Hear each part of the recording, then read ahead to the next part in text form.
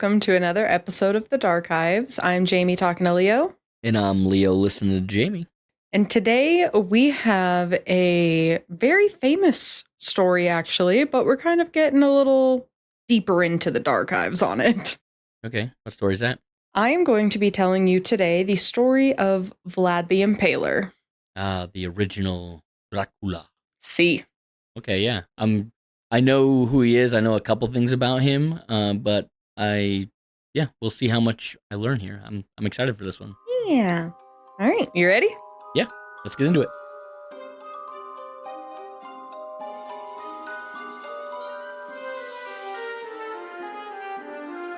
So we've all heard of Dracula, arguably one of horror's most iconic villains.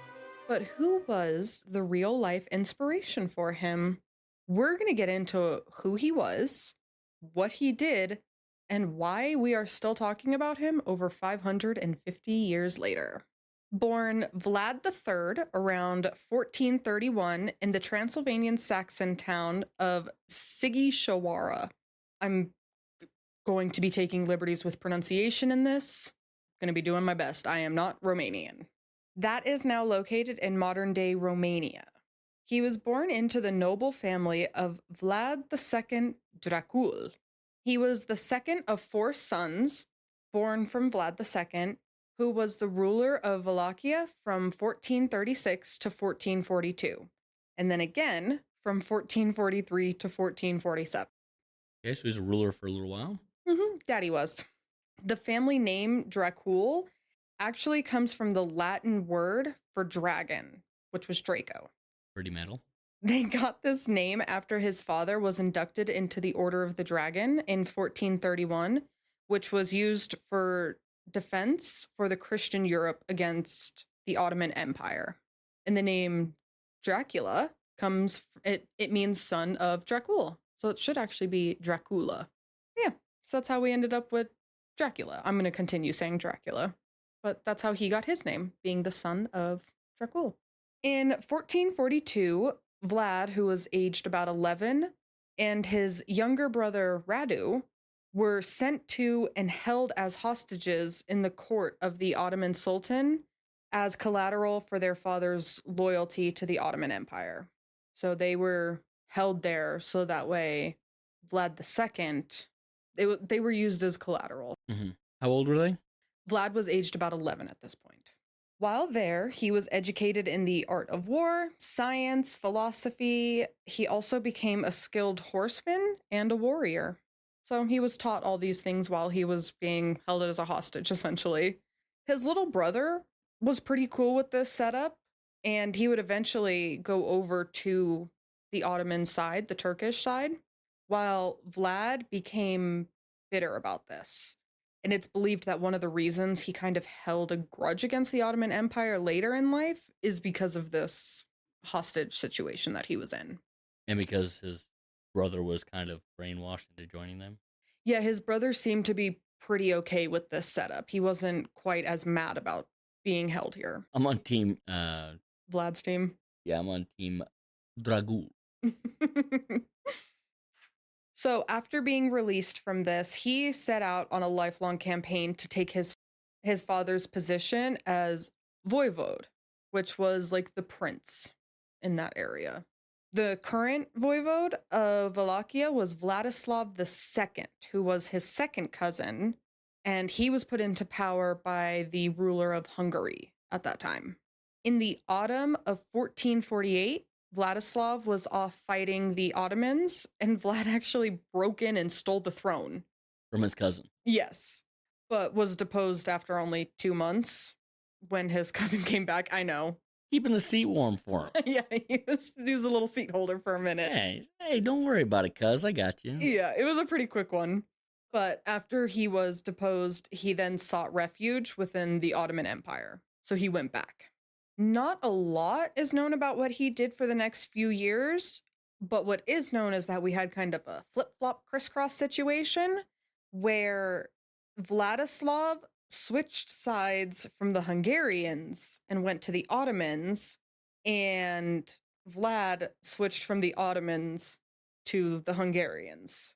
So they were kind of changing their allegiances to who they were going to side with and stuff. Yeah, so let me get this straight. So one of Vlad's brothers, when him and Vlad were captured when they were younger, the brother stayed with the Ottomans.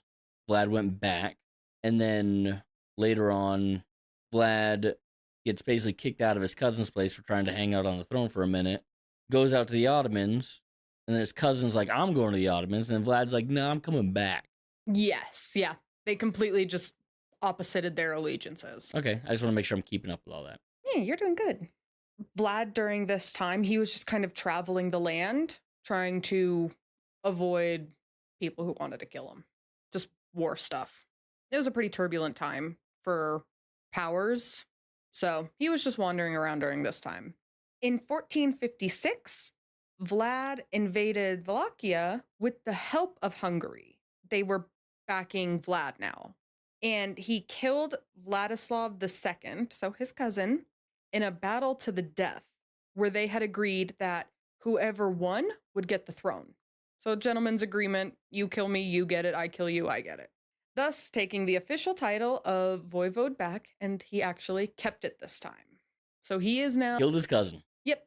Pretty fair for back then, I think. Oh, it seems about right for the times. Yeah. Late 1400s. Mm-hmm. So after he has secured the throne, he invited over some boyars who were like nobility in this region. That was their title. He invited over a bunch. Numbers kind of vary. Some people say like 200. It's estimated to only realistically be about 50, but he invited them over and had them over for a feast on Easter Sunday. He asked them, quote, "Tell me, how do you explain the fact that you have had so many princes in your land? The guilt is entirely due to your shameful intrigues." He is not pleased at these people. He's upset. So he then marches them out of the feasting place and up to a castle called Poyaneri, then demanded that they rebuild it. After the rebuilding, if they didn't die from exhaustion during, he impaled them. Thus, the impaling begins. Pretty cool. I mean, he's like, look, this country's been in a lot of turmoil recently, so what I'm gonna have you do is rebuild this fucking castle for me, and if that doesn't kill you, I'm gonna. Yeah, I'll get you. Okay. This actually is what is considered to be the true Dracula castle, because he actually like resided here, not the you picture Dracula's castle. This is a completely different one. It was up on a hill. It was really hard to get to. So it was pretty strategically placed, but it is now currently in ruins. It was not upkept. So now that the throne is secure, he got rid of those people he didn't like. He started to create new positions in his government that he called the Armasi. They were filled with foreigners, gypsies, thugs, mercenaries, that kind of people. And they were like his secret police who would follow out his gruesome orders with no hesitation. They were executing everyone and anyone. Some of the execution methods were gross. Sorry for what I'm about to say. They would crush people under the wheels of carts, strip their clothes and then their skin, roasting people over hot coals, boiling people alive in a massive cauldron. All right, these boys are the ultimate bad guys. These are bad guys. I was saying in the beginning I was on Vlad's side. Team what is Dracul. it? Dracul. Well, he was Dracula because he was the son of Dracul. Oh, so he is Dracula. Yeah, he is. I said that. The name Dracula it means son of Dracul. That's how he got his name. Pop quiz. What was invented in 1440 that made the spreading of and getting information a whole lot easier? What was invented? I don't know. Some kind of original mailing system. Carriers? No. You were almost on the right track. It was the printing press. Okay.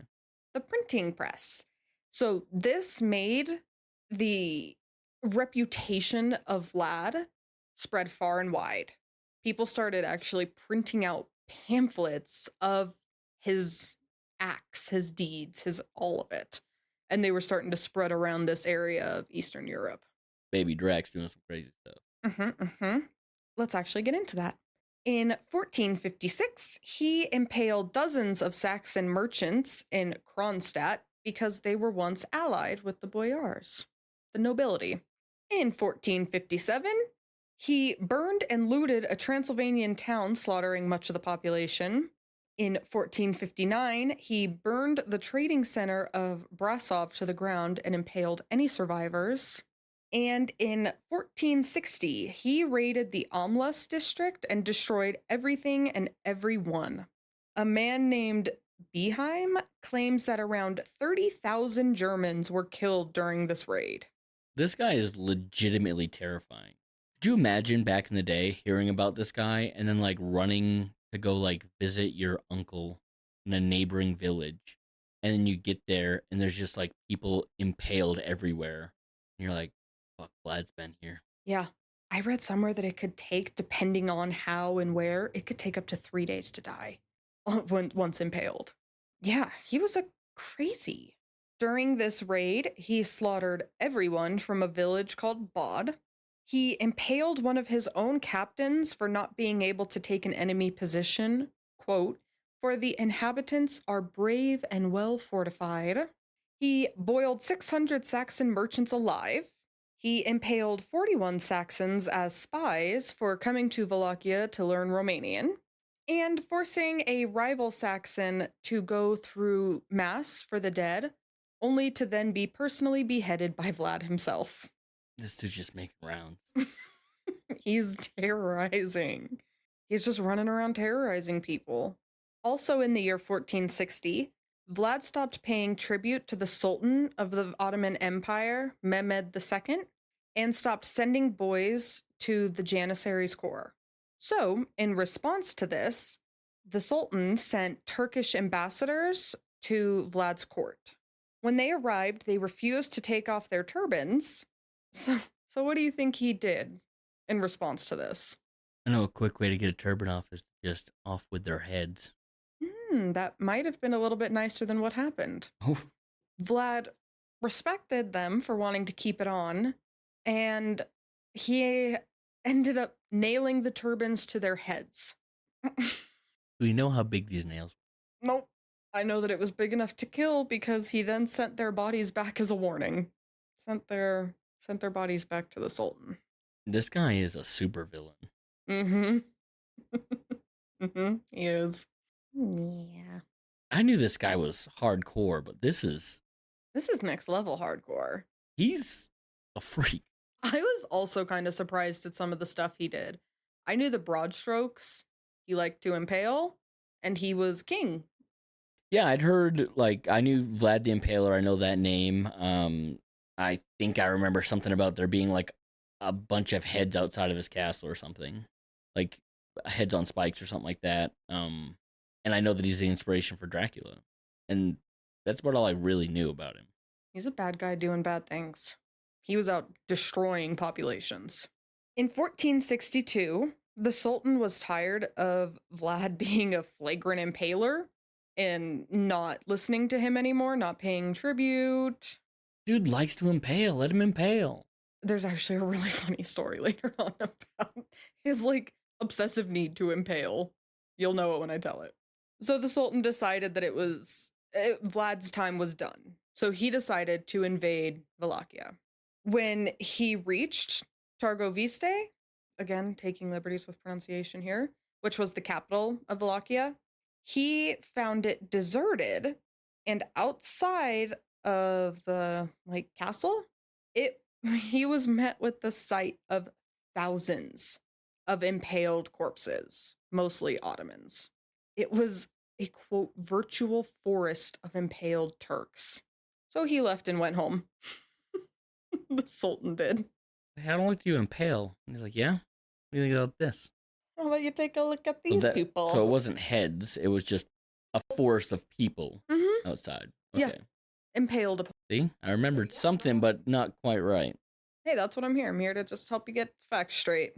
There was actually a battle that I didn't put in here, but the Vlad and his army tried to raid the Ottoman like tent setup, their camping area, and they did it only with like torches. It's pitch black. We don't have flashlights. And they couldn't find the Sultan's tent. So they just turned around and went home. But even imagine that. You are trying to sleep in the middle of the night and Vlad the Impaler comes riding at you in the dark with just fire lighting him up. How scary for those soldiers. Vlad rolls in like, we're gonna surprise him. Then he gets there, he's like, well, we're here, but we can't see shit. Let's get out of here. Yeah, kind of goofy in hindsight, but just He's like, fuck, you guys are all sleeping already? I thought there'd be fire and light here. Yeah, but too dark. I'm just trying to imagine how scary that would be as just like a Turkish soldier. You've heard tales of this man destroying and decimating places, and then he comes riding at you with just like the cast of the fire glowing on him. It would be epic if he actually went there with the intent to not kill anyone and just to incite fear. He's like, let's take the army down. We'll go down to this. We'll just ride down with our torches. We'll circle the bitch and we'll take off. Yeah. Because what they gonna do? Chase us? Nighttime. Yeah.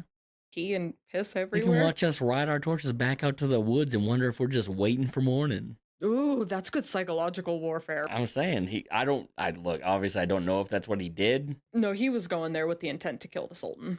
But then after that backfired, he was like, well, let's just leave him with a forest of dead men. Let him look at that. I mean, I know he's a bad guy, but something about him, he's kind of badass at the same time. While the withdrawal of the Turks was hailed as a victory, it did come with a cost. So much of Wallachia had been laid to waste during this Turkish invasion, both by Vlad and Mehmed's armies, that everyone was kind of just over it. They were done. They were over the warring, they were over the deaths, the burnings, all of it. Vlad's army, which had originally consisted of about 25,000 men, they had mostly been killed too. I mean, the army itself consisted of mostly untrained citizen levies and a light cavalry, but they didn't stand a chance against the Ottoman Empire's army, you know what I mean? And anyone who did survive, they kind of scattered to the wind after this. They were like, that was enough. I'm over that. Too much war, too much blood, fire, impaling. I'm over it. A lot of death, no real outcome. Yeah, kind of. So the Sultan's main army had retreated, but brother Radu had been left behind with his own small Turkish force. Brother who was held with him when they were younger. Yep, they were both prisoners of war, basically, kind of, in a way. Or they were captors because of something that their dad did. Yeah, they were trying to ensure that dad would remain loyal to the Ottoman Empire. I have your sons, you're loyal to me. But I told you, Radu kind of seemed okay with this, and he was on the Turkish side. Radu, who was left behind with his own little army, then recruited the boyars, who were also tired of the warring and Vlad massacring everything. They went with the Turks. They were with the Ottomans then. Brother Radu is now claiming the throne. He's saying, I'm the rightful heir. Vlad's worn out his welcome here. He's caused too much problems. It's my turn to be the voivode. With the opposition coming from the outside with the Ottoman Empire, and now also coming from the inside with people starting to revolt, Vlad decided that it was time to go. So he ended up fleeing again. Vlad reached Transylvania and tried to appeal to the Hungarian emperor. This is a new one. But the emperor, unfortunately for Vlad, was recognizing Radu as the rightful leader. Vlad was then imprisoned in the Hungarian Empire, and he remained there for the next 12 years. Vlad cannot catch a break. He is being imprisoned in all sorts of different empires. We get a little confused because I thought he was with the Hungarians, and the Hungarians were against the Ottomans. Yeah. But now this Ottoman Radu, which is his brother and obviously heir to his father's whatever, but Radu comes back, and even though he's with the Ottomans, Hungary's like, oh yeah, that doesn't matter. Even though we've been warring with the Ottomans, he's still the rightful owner of the throne. I think it was just because of Vlad's reputation. He'd kind of been doing a lot of warring and pillaging around all countries. I mean, I'd kind of want Vlad on my side. I'm just saying that. I too would want Vlad on my side, but I mean, Vlad came to them broke and without a throne. He's a PR nightmare. Yeah. But one hell of a goon to have. He is a good goon, yeah. But think about Vlad's coming to them kind of tail tucked between his legs. What good are you now? You know, you're fleeing to this area. You're fleeing to us. Your armies are gone. You have nothing. You have no one. What good is that to the Hungarian Empire, you know? Throw me some boys. I'll impale some more people. Give me a stick and some men and I will take care of it.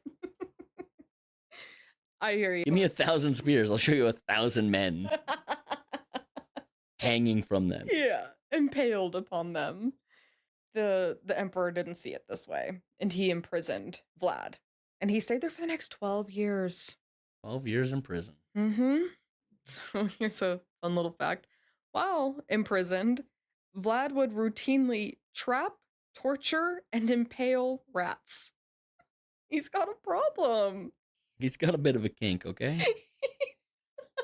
Don't judge him. Not. I find it really amusing. He couldn't stop impaling. It might have been a little kink. I don't know. He was so into this, though. Not even the rodents were safe. Boy's gotta... He found what he likes, okay? He was good at it. Hey, you do what you love and you never work a day in your life. I'm in prison. You're not going to stop me from impaling. I'm having a good time here. Can't stop him. I just thought that was a funny tidbit. The emperor had justified Vlad's imprisonment with some found pamphlets that said Vlad had made a secret truce with the Sultan, but of course this was fake. Vlad spent most of his time as ruler trying to defy the Sultan. Yeah, turns out that this was just German propaganda.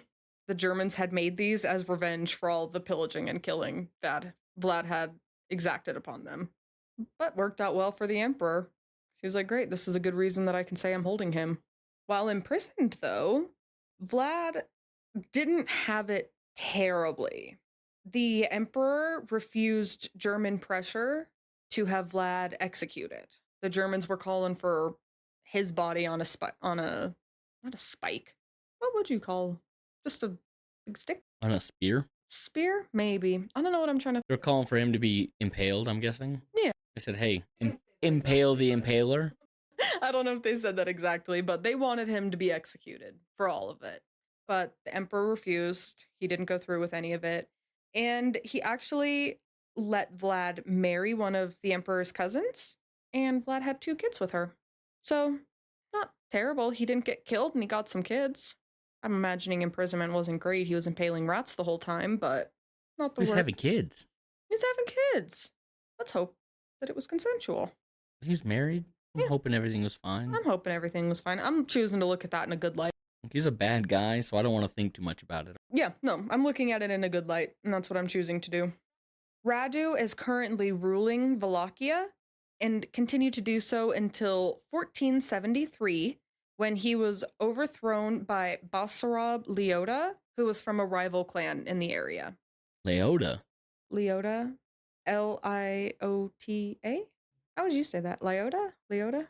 Leota. Wondering if there's any relation there. To Ray?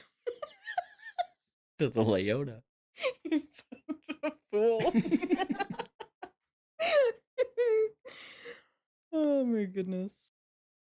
Basarab was starting to side with the Ottoman Empire, though, and this made the emperor a little uneasy. He didn't want to have those 2 powers together, leaving Hungary by itself. You know, if it's 3, that's fine, but 2 against 1 rather than 3 against all, you know what I mean? This made him a little uneasy. So he ended up releasing Vlad. Let's go set the impaler upon everybody again. Yeah, well, after imprisoning him, I wonder how that's going to work out. Pretty well. Really? Like, you gave me a wife. I'm cool. I had rats and a wife. I'm not mad at you. 12 years? What's that? I had fun. Yeah, a little vacay. For a bad guy, I guess he can forgive. He went to jail. That's it. You know, I served my time. Let me out. I'm going to go do another crime. In 1476, Vlad invaded Wallachia for the third time and defeated Leota and got the throne again. So, for the third time in his life, he's back on the Wallachian throne. However, 2 short months later, Vlad's bloody and headless corpse was found lying in a field after a battle. One theory on his death is that he was disguised as a Turkish troop and was killed that way. And another theory is that he was killed because one of his own soldiers accidentally got him. But honestly, we don't know. We do not know how Vlad died. There's quite a few theories surrounding it, but nothing for sure. He tried to do the old dress up, I bet. That is a fun one. He's like, I'm gonna get in. I'm gonna act like I'm running away. Try to get them to turn coat. There is a story of Vlad where he was trying to gain access to a castle and he dressed as a Turkish troop. And due to his time younger when he was imprisoned in the Ottoman Empire, he spoke the language fluently. So he went to these guards at the castle, spoke to them in their language, dressed as them. They let him in, and his entire army rode in right behind him and took it. So dressing up for the fun of war was nothing new to him. Yeah, that's right. He probably got accidentally killed. Yeah, because he was too mean. He was very to die any other way but a fluke. Yeah, and I mean, obviously, with his never-ending list of people who didn't like him, it could have been any number of people or things. But very fun to think that he just got accidentally killed by his own people. While no one knows exactly who killed him or what killed him, what is generally agreed upon... I know what killed him. Having his head lobbed off. That could have been the cause of death, but what if he was stabbed first? He was all bloodied. I know, I hear... A head without a body is usually a pretty good reason you died. Yeah, you need that to live. But what is generally agreed upon is that he was decapitated and his head was put on display for the Sultan in Constantinople. Brutal. Constantinople. They really did do shit back then. Yeah, that's the second time Constantinople's come up. Yep. In our stories. 600 years later. We're back there again. We're back again. This time looking at Vlad's decapitated head on display for the Sultan. His body was likely buried at the Komana Monastery because that monastery was founded by Vlad. It was near the battlefield where he died, and a headless body was found there in the 1970s. But since headless bodies are not a rarity from this time period, nobody knows for sure if it's actually him. People was just getting their heads chopped off left and right back. Yeah, big time. It was common enough. Could have been him or 1,000 other dudes. Yeah. No one really knows where he is today. So much of his death is surrounded in like mystery and rumor. Nobody knows. He's the original Tupac.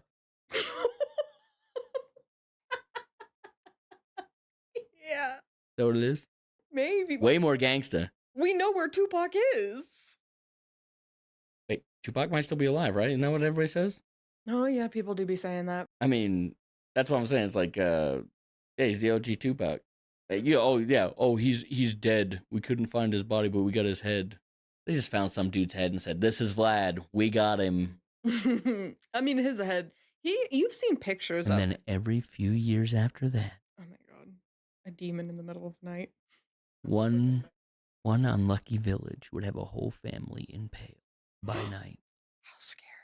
I don't know if any of that actually happened. I'm just making that shit up, but it didn't. It's a very fun story, though. I do like that. He comes back as like a little nightmare every few years. Due to the printing press, his tales of brutality and torture were circulated a lot back in his time.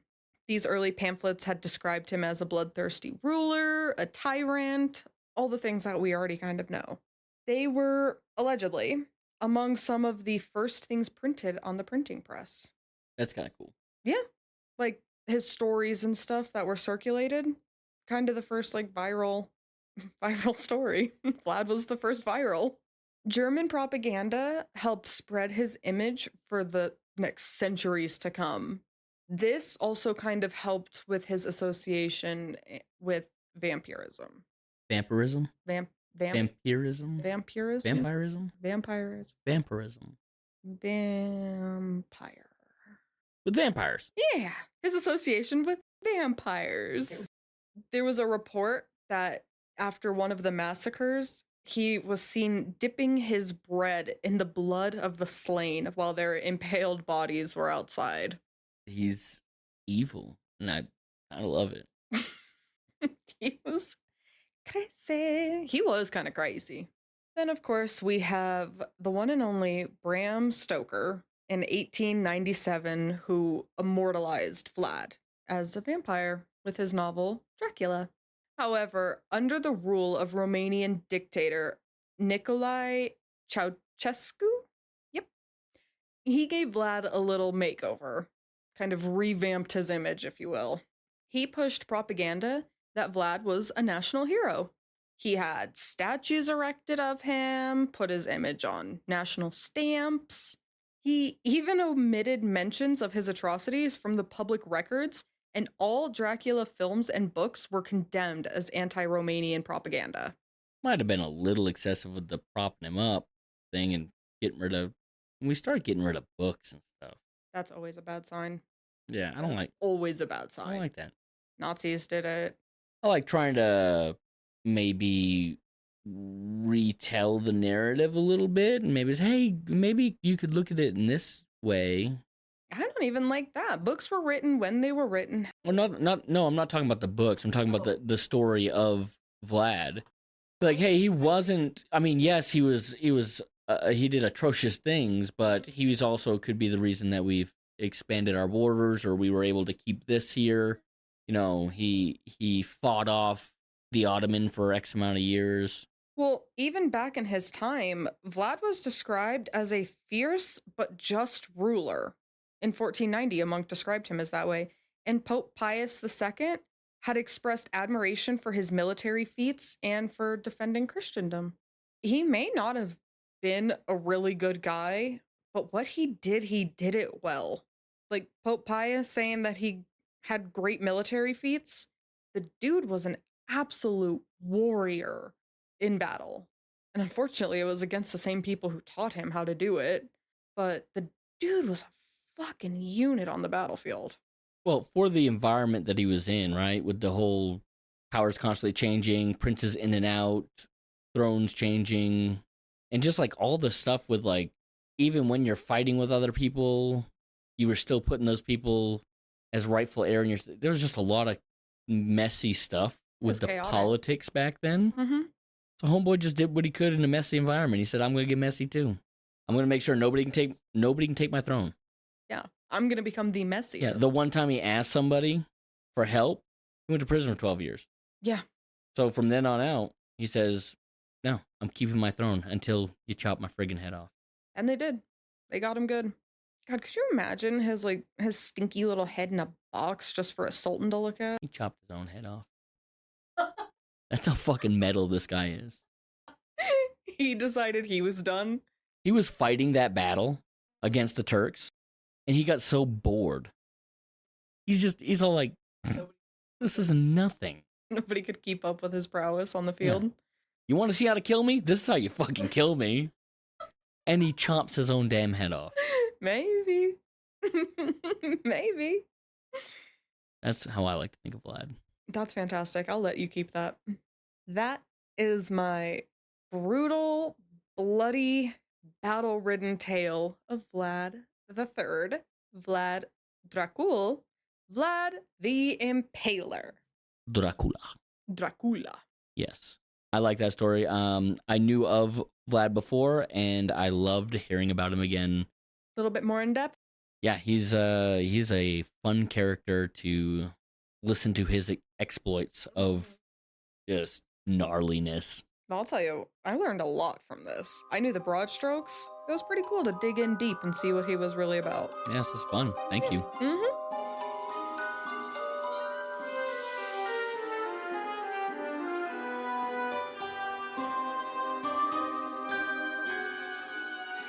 Thanks for listening to another episode with us. Hope you guys learned something new.